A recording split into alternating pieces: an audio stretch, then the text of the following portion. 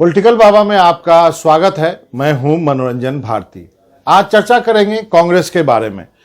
कांग्रेस में नई रणनीति बनाने के लिए उदयपुर में एक चिंतन शिविर का आयोजन किया गया। कांग्रेस के सभी नेता वहां पे जुड़े, बैठे, उन्होंने कुछ चीजों पर गौर किया और एक रेजोल्यूशन लेके आए। कुछ प्रस्ताव उन्होंने पास किया, कुछ नियम बनाने की कोशिश की, जिससे कि उन्हें लगता है कि पार्टी में जो है वो कुछ फेरबदल करना जरूरी है। हालांकि ये सब कहा जा रहा है उसी लाइन पे हो रहा है जिस लाइन पे प्रशांत किशोर ने एक चार्ट बना के कांग्रेस अध्यक्ष सोनिया गांधी को दिया था कि कांग्रेस में क्या क्या चेंजेज होने चाहिए।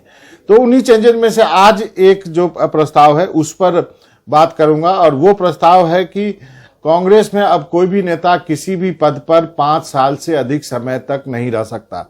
इसका क्या मतलब? इसका मतलब ये है कि जो नेता अभी तक 5 साल से एक पद पे है उनको वो पद छोड़ना पड़ सकता है। तो इसमें कई बड़े नेताओं और 10 जनपद के नजदीकी नेताओं की कुर्सी जो है जा सकती है। इसमें केसी वेणुगोपाल का नाम है, इसमें मुकुल वासनिक का नाम है, इसमें रणदीप सुरजेवाला का नाम है, इसमें कई जो राज्यों के प्रभारी हैं उनके नाम भी आते हैं।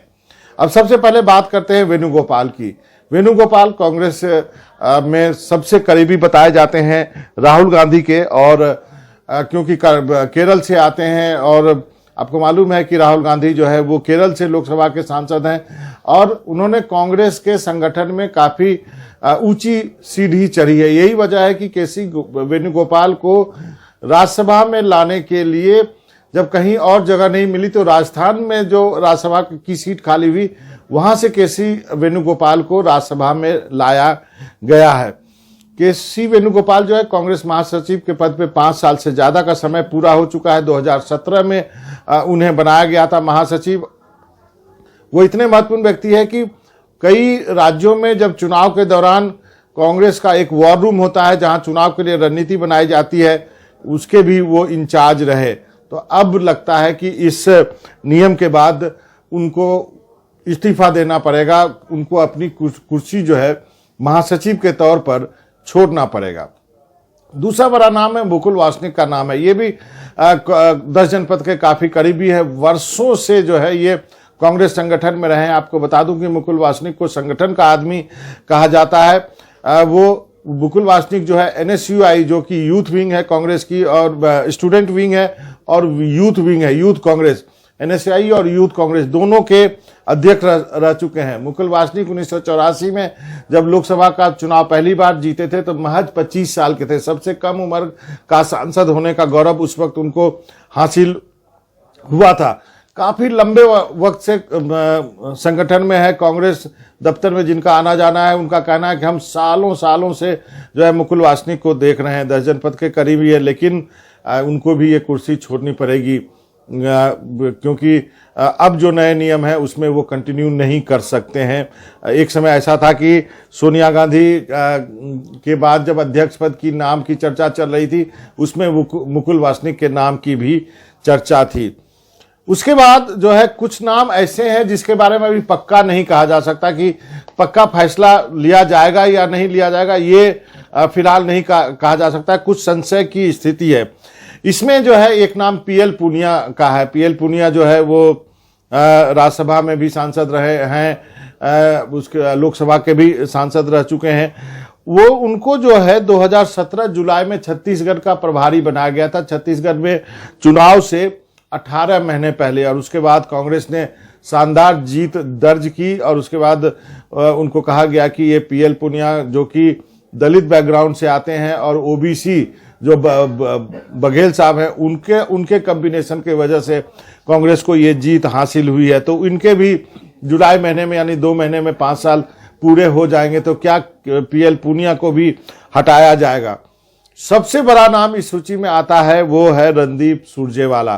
हालांकि इन्हें कहा, यदि आधिकारिक तौर पे कहा जाए तो महासचिव बने हुए 2 साल ही करीब हुए हैं। कर्नाटक के प्रभारी बनाया गया है, लेकिन मीडिया इंचार्ज के तौर पे इनका वक्त जो है 5 साल से अधिक हो चुका है।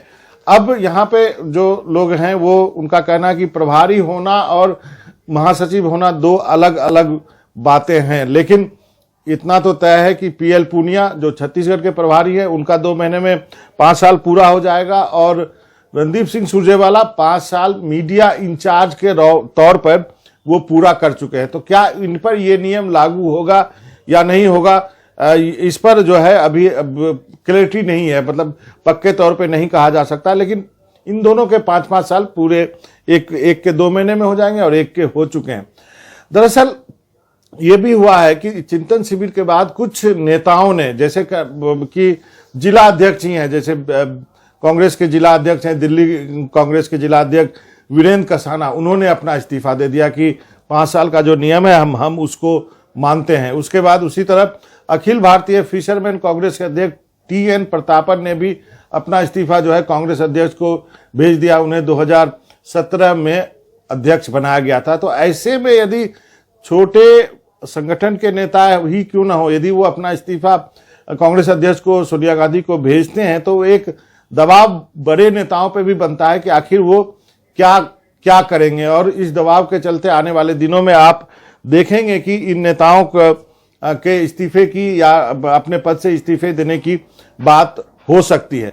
कई और सुधारों की बात कही जा रही है, उस पर बाद में चर्चा करूंगा। जैसे कि क्या राजस्थान के मुख्यमंत्री अशोक गहलोत को दिल्ली लाया जा सकता है। कहा जा रहा है कि राजस्थान की कमान जो है वो सचिन पायलट के हाथ में दे दिया जाए और एक वरिष्ठ नेता के तौर पे, जो अहमद पटेल के निधन के बाद जो जगह खाली हुई है, एक शॉक एब्जॉर्वर के रूप में पार्टी में ऐसा व्यक्ति होना चाहिए जो बड़े ही गंभीर हो, जिसको कई सालों तक मुख्यमंत्री बने रहने और प्रदेश अध्यक्ष बने रहने का अनुभव हो। वो एक उस तरह का व्यक्ति एक कांग्रेस को चाहिए जो सभी कार्यकर्ताओं की बात सुने। एक ऐसा डिपार्टमेंट भी खोलने की बात कही जा रही है। तो क्या अशोक गहलोत को दिल्ली लाया जाएगा और राजस्थान की कमान जो है सचिन पायलट को दी जाएगी, इस बात की भी काफी चर्चा हो रही है। G23 के नेताओं में से कुछ नेताओं को क्या राज्यसभा में लाया जाएगा। गुलाम नबी आजाद और आनंद शर्मा के नामों की चर्चा है। हालांकि और भी नाम जो हैं उनको राज्यसभा में लाने की बात कही जा रही है। कांग्रेस के पास 9-10 सीट जो है जीतने की क्षमता है इस बार बताई जा रही है। तो कुछ ऐसी चीजें हैं जिस पर कांग्रेस ने काम करना शुरू कर दिया है। एक और जो मुद्दा यह है कि किसी भी परिवार के लोग को टिकट नहीं दिया जाएगा, एक परिवार एक पद ही रहेगा। हालांकि इसमें एक क्लॉज डाला हुआ है कि उन्हीं के बच्चों को टिकट मिलेगा जिनके बच्चे जो हैं, यदि कोई नेता है उनका बच्चा 5 साल से कांग्रेस में काम कर रहा है, यानी उन लोगों को ही टिकट दिया जाएगा जो ऑलरेडी कांग्रेस में उनके बच्चे हैं। ऐसा नहीं है कि यदि जैसे कमलनाथ जो है वो मुख्यमंत्री बने तो उन्होंने अपने लड़के जो कि राजनीति में नहीं थे उनको लोकसभा का टिकट दिलवा दिया। उसी तरह अशोक गहलोत जब मुख्यमंत्री बने तो उन्होंने अपने बेटे को टिकट दिलवा दिया। तो ये बात नहीं चलेगी कि आप यदि मुख्यमंत्री बन जाते हैं तो आपके बेटे को आपकी सीट जो है दे दी जाए, चाहे लोकसभा में या विधानसभा में। ये चीज नहीं चलेगा। इन सब चीजों पे और भी चर्चा करेंगे, बाद में करेंगे। लेकिन ये आपको बता दूं कि कांग्रेस में क्या केसी वेणुगोपाल, मुकुल वासनिक और सुरजेवाला और साथ में कहें PL पूनिया को क्या अपना पद छोड़ना पड़ सकता है। देखना होगा इस पर कांग्रेस जो है क्या निर्णय लेती है। कुछ लोगों को तो जरूर जाना पड़ सकता है। पॉलिटिकल बाबा में आज इतना ही। नमस्कार।